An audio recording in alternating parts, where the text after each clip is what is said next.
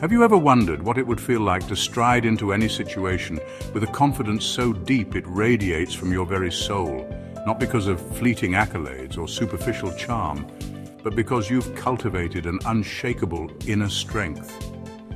Picture your confidence as a flickering flame in a lantern, often dimmed by gusts of self-doubt, fear, or hesitation, yet capable of becoming a blazing beacon when nurtured by the right fuel, virtues that have stood the test of time. Welcome back to Aristo Soul, where we're delving into the ancient wisdom of Aristotle to unlock the secrets of a truly confident life. In this video, we're exploring how living with virtue can ignite a fire within you, one that burns brightly through life's storms. Aristotle, a philosopher from over 2,300 years ago, believed that true confidence stems from a life of virtuous action, where every choice you make builds a foundation of self-assurance that nothing can shake. We're going to walk through 7 powerful ways to fan that flame into a roaring fire, drawing from Aristotle's teachings to show you how courage, temperance, justice, wisdom, generosity, magnanimity, and prudence can transform not just how you see yourself, but how you move through the world. Each step will bring you closer to a confidence that's rooted in who you are, not what you do. And here's the spark you don't want to miss. Stay with me until the very end, because the 7th way is the most impactful, the one that weaves all these virtues together into a blazing light of purpose and power. So light a candle, grab a notebook, and let's set your confidence ablaze step by virtuous step. Let's begin with the first way to unlock your confidence, cultivating courage to confront your fears head-on. Confidence often dims when fear casts its long shadow, whether it's the fear of being judged, the dread of failing spectacularly, or the anxiety of stepping into uncharted territory. This isn't about silencing mental chatter as we've explored in other contexts, but about building a bravery that lets you act even when your knees are shaking. Courage isn't the absence of fear. It's the choice to move forward despite it, a choice that strengthens your inner flame with every step. Aristotle saw courage as the bedrock of all virtues, the spark that ignites a life of growth. He said, courage is the first of human virtues because it makes all others possible, from the Nicomachean Ethics, Book 3, emphasizing that without bravery, no other virtue can fully bloom. It's like gathering kindling for your confidence flame, ensuring it has the fuel to grow into a steady fire that no wind can extinguish. How do you cultivate this kind of courage? First, identify one specific fear each week. Perhaps it's speaking in front of a group, asking for a raise, or even trying a new hobby like painting. And write it down in a single phrase, such as fear of judgment or fear of inadequacy, to give it a name you can face. Next, commit to a small, actionable step within 24 hours. Raise your hand in a meeting, draft an email to your boss, or buy a sketchbook, and do it without overthinking, setting a timer if needed to keep it quick. Then reflect on the experience for 5 minutes right after. Jot down how it felt, like my heart raced, but I felt alive, to process your emotions and track your growth, doing this daily for a week. After that, build on it, take a slightly bigger step the next week, like giving a short presentation or scheduling that meeting, and note the difference in your journal, aiming for 1 escalation weekly. Then, celebrate every victory, no matter how small. Treat yourself to a favorite snack, a walk in the park, or a moment of quiet pride, making this a weekly ritual to reinforce your bravery. Next, share your progress with someone you trust. Once a month, tell a friend or family member about a fear you faced, like, I finally spoke up in class. This helps to externalize your growth and gain their encouragement. Finally, create a courage ritual. Each time you face a fear, light a small candle or place a pebble in a jar as a physical reminder of your bravery. Over time, you'll build a visual record of your courage. This approach builds a confidence that's forged in action, It's distinct from the mental exercises we've covered before, grounding your self-assurance in the reality of what you can do. I remember a friend, Mia, who battled this fear when she joined a new marketing team. She was terrified her ideas would be dismissed, her voice trembling at the thought of speaking up. She started small, suggesting one idea in a team call each week, her heart pounding as she spoke. Over months, those small acts turned into leading entire brainstorming sessions, and her colleagues began seeking her input, their praise fanning her confidence into a steady glow. Mia's journey taught me that courage is the kindling that starts the fire, a lesson I've carried into my own moments of hesitation, like when I've had to stand up for a tough decision in a group setting. Next, let's focus on temperance to stabilize your confidence through the art of self-discipline. Confidence can flicker when we let our impulses run wild, whether it's overindulging in distractions like endless streaming, overeating during stress, or even chasing validation through overwork. This isn't about managing external pressures, as we've discussed elsewhere, but about mastering your inner desires to create a steady, balanced foundation for your confidence. Temperance is the virtue of moderation, ensuring that your flame burns evenly, neither too wild nor too weak. Aristotle viewed temperance as essential for a harmonious life, a way to keep our pleasures in check so they don't overwhelm our purpose. He wrote, "Temperance is a mean with regard to pleasures," from the Nicomachean Ethics, Book 3, suggesting that balance allows us to live with clarity and control, fueling a confidence that doesn't waver with every craving. It's like carefully tending your confidence flame, adding just the right amount of fuel to keep it burning bright without scorching the lantern. How do you practice temperance to build this steady confidence? First, identify one area of excess in your life each week. Perhaps you're spending hours on social media, skipping sleep to binge-watch shows, or overeating sweets when stressed. Write down a specific limit, like 1 hour online, bed by 10 p.m., or one dessert. Next, track your adherence daily for a week. Use a simple app, a tally in a notebook, or even a calendar sticker. Aim to stick to your limit for at least 5 days to build discipline. Then replace that excess with a nourishing habit. Swap an hour of scrolling for a 15-minute yoga session, read a book before bed, or savor a piece of fruit instead of a second cookie. Doing this daily can create a positive shift. After that, pause before giving in to temptation. When the urge hits, take 7 deep breaths, counting each one, and ask yourself, do I need this, or do I just want it? Give yourself a moment to choose wisely, practicing this at least 4 times weekly. Then create a visual reminder.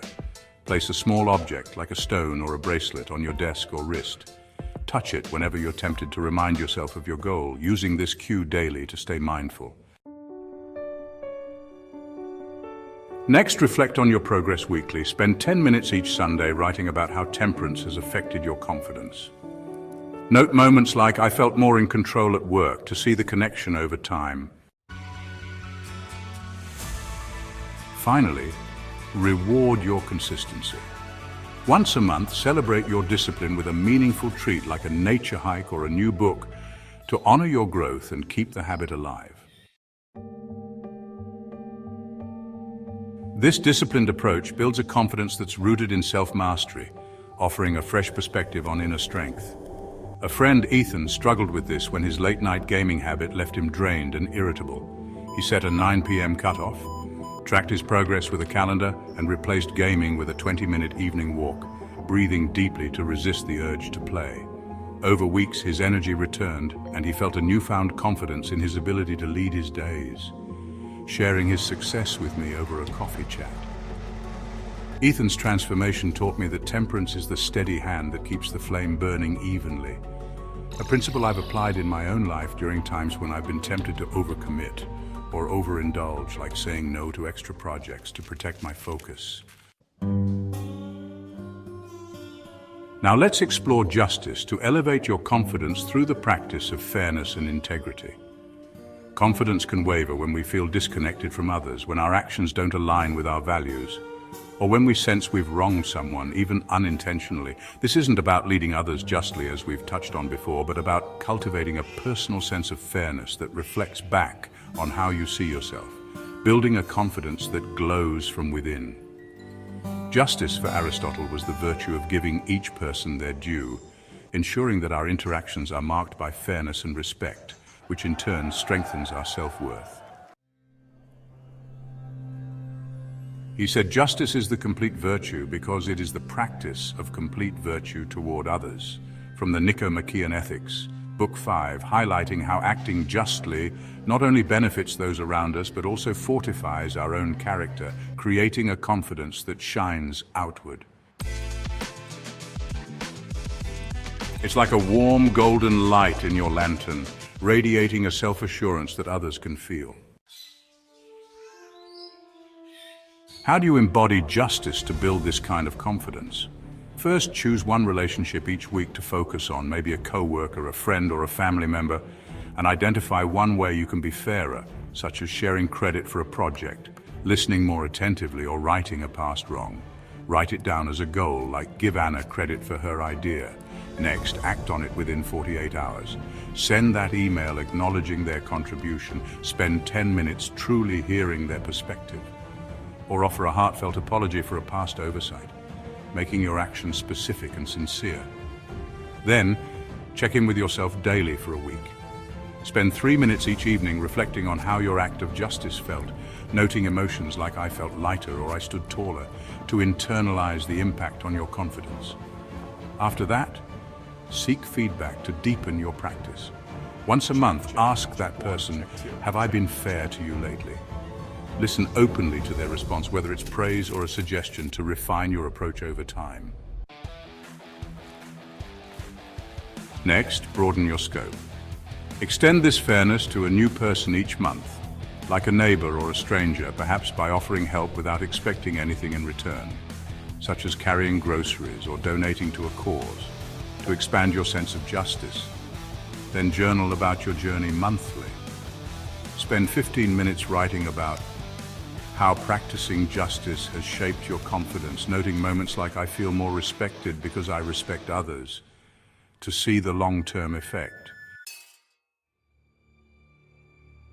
Finally, create a justice ritual. Each time you act justly, place a small token like a coin or a bead in a jar, building a visual reminder of your integrity that you can look at weekly to feel your growth. This integrity-driven confidence offers a new layer of self-assurance, distinct from past focuses on mental clarity or leadership. A friend, Nora, faced this challenge when she realized she'd been taking credit for her team's work at her design firm. She started by publicly thanking her colleagues in meetings, sharing praise generously, and over time, their respect for her grew, which in turn boosted her confidence. She felt like a leader who truly deserved her role. Nora shared with me how this shift made her feel grounded. And her story taught me that justice creates a warm, steady glow in your confidence lantern. A lesson I've carried into my own interactions, like ensuring I give credit where it's due in group projects. Let's move on to wisdom, the fourth way to ground your confidence in deep understanding and thoughtful judgment. Confidence can falter when we act without insight, when our decisions are hasty or uninformed, leaving us second-guessing ourselves. This isn't about managing overthinking, as we've discussed before, but about building a confidence that comes from knowing you've made wise choices. A new perspective on self-assurance. Wisdom, for Aristotle, was the ability to apply knowledge practically, to navigate life's uncertainties with clarity and foresight. He noted practical wisdom is the mark of a good life, from the Nicomachean Ethics, Book 6, suggesting that true confidence arises when we trust our ability to make sound decisions. It's like a steady guiding light in your lantern, illuminating the path ahead so you can walk with assurance. How do you cultivate wisdom to strengthen your confidence? First, commit to learning something new each week. Choose a skill or topic like effective communication, time management, or even a hobby like gardening, and spend 30 minutes reading a chapter, watching a tutorial, or listening to a podcast on it. Next, apply what you've learned daily. Use that communication tip in a conversation, organize your day with a new method, or plant a seed in your garden.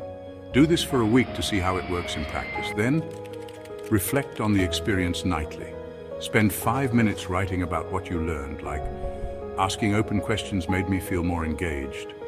To build self-awareness and refine your approach over the week. After that, seek out diverse perspectives. Once a month, ask a mentor, colleague, or even a family member for their take on a decision you're facing, like, should I take this course, or how do I handle this conflict? Take 15 minutes to listen and absorb their wisdom. Next, test your judgment. Make one small decision each week based on what you've learned, like choosing a new morning routine, and track its outcome over a few days, noting how it impacts your confidence, such as I feel more prepared.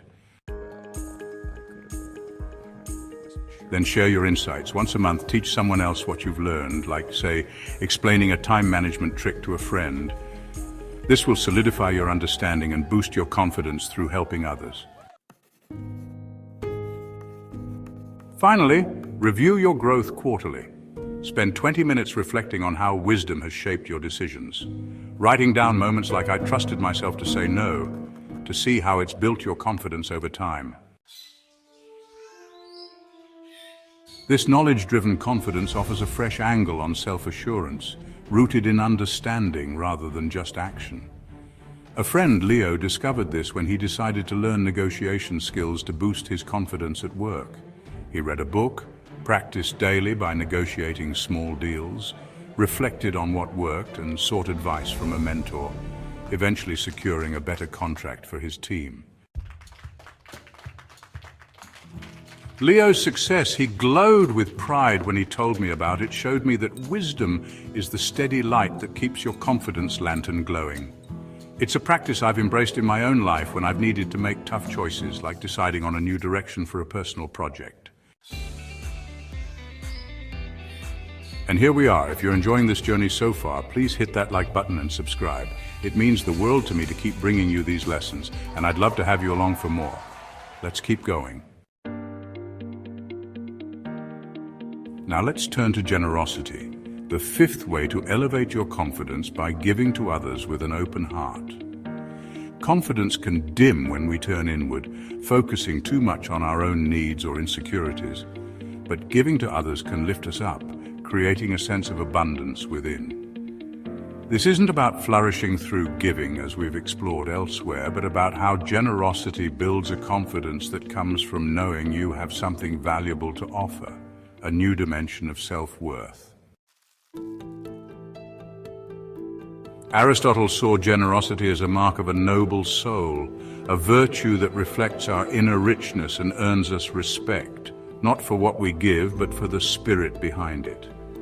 He said, "The generous man is loved for what he is, not for what he gives," from the Nicomachean Ethics, Book 4, suggesting that true generosity enhances our self-esteem by showing us our own worth. It's like adding a warm, golden hue to your confidence flame, making it glow with a light that others can feel. How do you practice generosity to build this kind of confidence? First, commit to one small act of giving each week. Offer a genuine compliment to a colleague, share a helpful resource like an article, or bake cookies for a neighbor, making it a deliberate choice to give without expecting anything back. Next, practice anonymous giving once a month. Donate to a cause, leave a kind note for someone, or pay for a stranger's coffee, keeping it secret to focus on the act itself, not the recognition. And do this to cultivate a pure sense of generosity.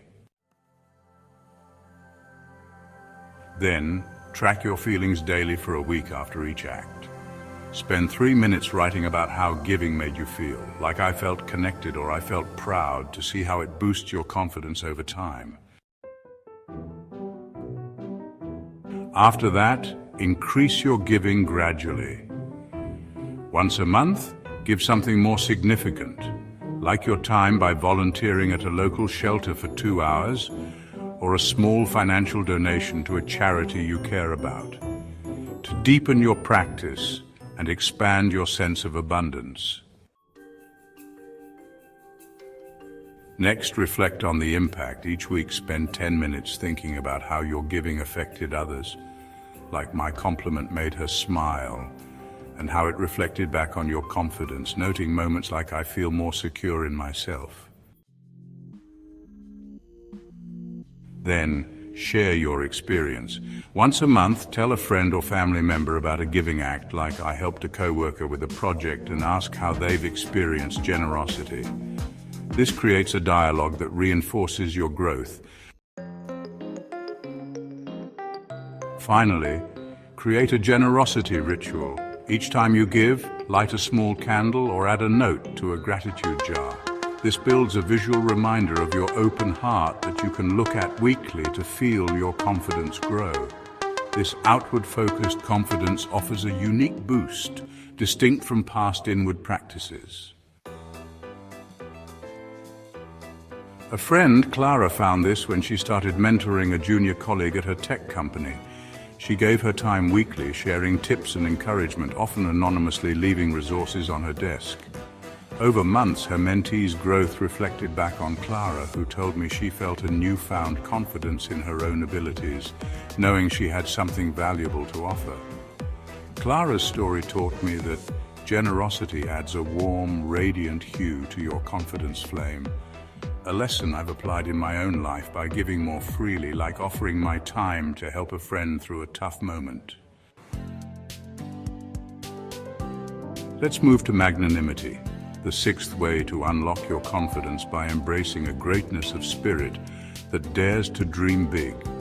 Confidence can shrink when we play small, when we let fear or modesty keep us from aiming high. But a magnanimous spirit lifts us to new heights, showing us what we're truly capable of. This isn't about leading with grandeur, as we've discussed in other contexts, but about cultivating a personal sense of greatness that fuels your self-assurance, a fresh take on confidence. Aristotle described magnanimity as the virtue of a great soul, one that claims and deserves honor through noble actions. He wrote, "The magnanimous man claims much and deserves much," from the Nicomachean Ethics, Book 4, indicating that true confidence comes from knowing your worth and acting accordingly, aiming for greatness in all you do. It's like a towering flame in your lantern, one that casts a wide, inspiring light that others can't help but notice. How do you embody magnanimity to build this kind of confidence? First, set a bold, ambitious goal each month, perhaps running a half marathon, launching a creative project like writing a novel or speaking at a local event, and write it down with a clear deadline, like finish by June. Next, break it into daily steps. Commit to running 2 miles, writing 500 words, or practicing your speech for 15 minutes each day. Follow this plan for a month to build momentum. Then visualize your success nightly. Spend 3 minutes imagining yourself crossing the finish line, publishing your work, or receiving applause. Feel the pride in your chest to strengthen your belief in your potential. After that, seek support to stay on track. Once a week, share your goal with a friend or mentor, asking for their encouragement. Say something like, "Can you check in with me on my progress?" to keep you accountable over the month. Next, overcome setbacks with grace. When obstacles arise, take 10 minutes to reassess, write a new plan, and affirm, "I am capable," 3 times. Doing this whenever needed to maintain your momentum. Then celebrate each milestone. Each time you hit a marker, like running 5 miles or finishing a chapter, mark it with a small celebration, like a dinner out or a movie night, to honor your progress weekly. Finally, reflect on your greatness quarterly. Spend 20 minutes writing about how pursuing this bold goal has shaped your confidence, noting moments like "I feel unstoppable," and set a new goal to keep growing.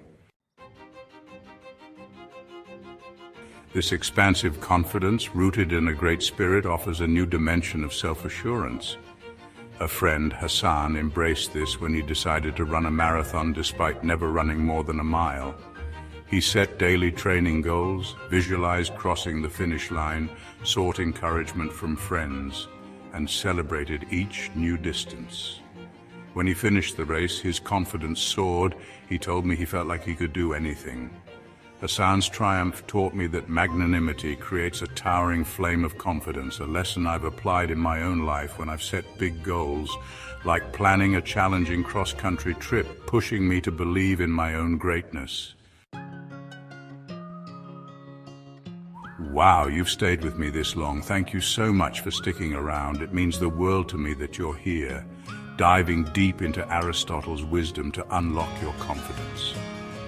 Before we move to our final, most impactful way, I'd love for you to drop a comment below. Share which of these virtues resonates with you the most, or just say, "Hi, it really helps me keep creating these videos for you." Let's move into the last step now. Finally, let's harness prudence, the seventh way to anchor your confidence with thoughtful, deliberate action. This is the most important way, the one that ties all these virtues together into a cohesive, radiant light. Confidence can drift like a flame in the wind if it lacks direction. If we act impulsively or without considering the bigger picture, prudent choices ground it in a deep sense of purpose and clarity. This isn't about mental tools or stopping overthinking as we've covered before, but about weaving all your virtuous actions into a tapestry of wise decisions that make you trust yourself completely. A culminating strength that crowns your confidence. Aristotle saw prudence as the master virtue, the practical wisdom that directs all other virtues, ensuring they work together harmoniously. He said, "Prudence is the virtue of the intellect, directing all other virtues," from the Nicomachean Ethics, Book 6, emphasizing that thoughtful decisions are the foundation of a confident, well-lived life. It's like the sturdy base of your lantern, holding the flame steady so it can burn brightly through any storm, illuminating your path with clarity and certainty. How do you practice prudence to anchor your confidence? First, assess one significant decision each week, whether it's accepting a new job, moving to a new city, or starting a relationship, and spend 15 minutes listing pros and cons in a notebook, weighing each factor carefully, like more pay but longer hours. Next, seek diverse input to broaden your perspective. Within 48 hours, talk to two trusted people, like a friend and a mentor, asking specific questions such as, "What risks am I missing?" or "What would you do in my shoes?"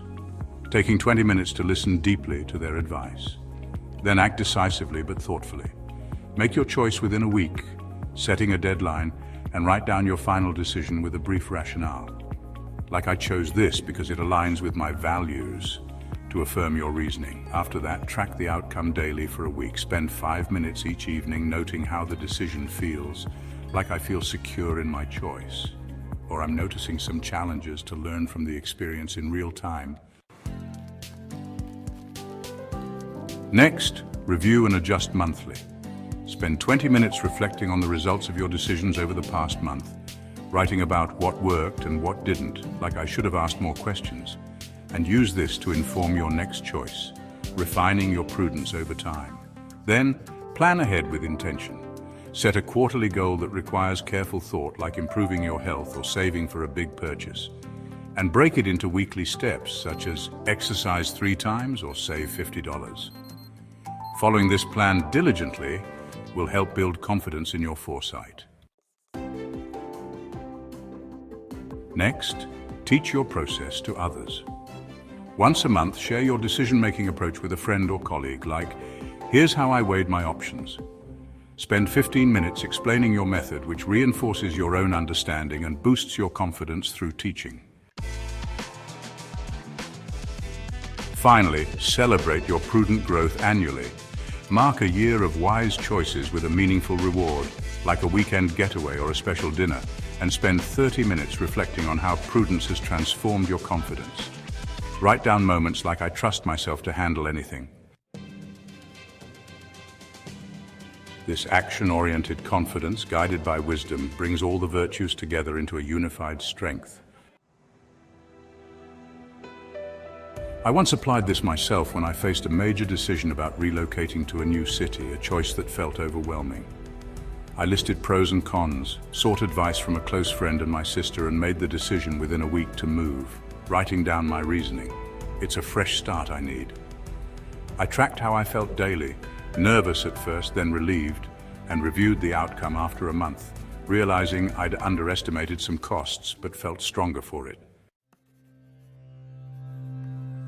I planned my next steps, like budgeting better, and shared my process with a friend who appreciated the clarity it brought her. A year later, I celebrated with a quiet dinner, reflecting on how this choice, made prudently, had anchored my confidence in ways I never expected, not tied to videos, but to living fully.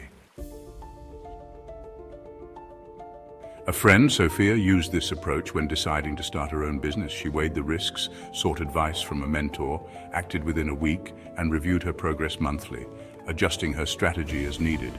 Her business thrived, and she told me over lunch that prudence gave her the confidence to keep going, even through setbacks. Sophia's success, alongside my own experience, taught me that prudence is the steady base that keeps your confidence lantern burning bright. A lesson I carry forward in every major decision I face.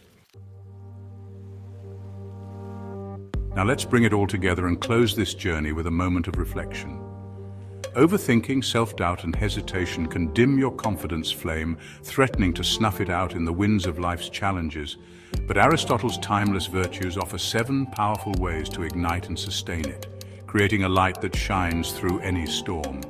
From cultivating courage with Mia's brave steps, to finding balance through temperance with Ethan's discipline, to practicing justice with Nora's fairness, to grounding yourself in wisdom with Leo's insight, to giving generously with Clara's open heart, to embracing magnanimity with Hassan's greatness, and finally anchoring it all with prudence through Sophia's thoughtful action. You've seen how virtuous living builds a confidence that's deep, radiant, and unshakable. Each virtue adds a unique hue to your flame: courage's spark, temperance's steadiness, justice's warmth, wisdom's clarity, generosity's glow, magnanimity's height, and prudence's foundation, creating a beacon of self-assurance that lights your way and inspires those around you. This isn't just ancient philosophy, it's a living, breathing path to transform your life, one virtuous action at a time, illuminating your days with a strength and purpose that nothing can dim. I invite you to start today. Choose one virtue to embody, whether it's facing a fear with courage, practicing balance with temperance, or making a wise choice with prudence. And take that first step to feel the warmth of your growing confidence. If this journey has lit a spark in you, hit that like button, subscribe, and ring the bell for more Aristo Soul videos. We've got a radiant path of growth stretching ahead, and I can't wait to keep shining with you in our next adventure.